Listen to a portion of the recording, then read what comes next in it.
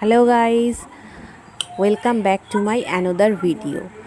দেখো, ভিডিওর ফার্স্টেই আমি এখানে নিজের জন্য চিকেন সার্ভ করছি।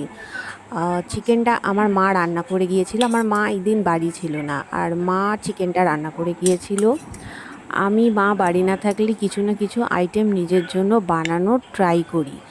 আর আমি এই দিন বানিয়েছিলাম নিজের জন্য গোবিন্দভোগ চালের মিষ্টি পোলাও। এই পোলাওটা বানাতে গিয়ে আমার ভুল হবে না, এটা হতেই পারে না। আর অ্যাজ ইউজুয়াল প্রত্যেকবারের মতো আমি পোলাওটা বানাতে গিয়ে জলের পরিমাণটা অ্যাকচুয়ালি এইবার ঠিকই দিয়েছিলাম, কিন্তু যেরকম এই চাল পোলাওটা বানানোর নিয়ম, 1 বাটি চাল দিলে 2 বাটি জল, ডাবল পরিমাণ জল দিতে হয়, কিন্তু সেইটা ইউজ করা সত্ত্বেও পোলাওটা হালকা লেগে গেছিলো, একটু গলে গলে গেছিলো, কারণ পোলাওয়ের চালটা আগে থেকে ভিজানো ছিল, আর তার জন্য পোলাওটা একটু নরম হয়েছিল।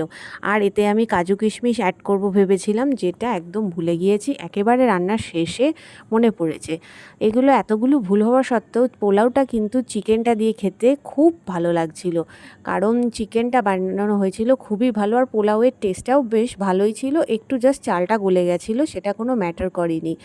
আর এই যে আমার পোলাও আর চিকেন খাওয়ার অনেকগুলো ছবি তোমাদের জন্য রইল। টাটা গাইস, ভালো থেকো সবাই। ভিডিওটা ভালো লাগলে একটা লাইক করে দিও, আর আমার চ্যানেলটা সাবস্ক্রাইব করে আমার পাশে থেকো। টাটা গাইস, ভালো থেকো, গুড বাই।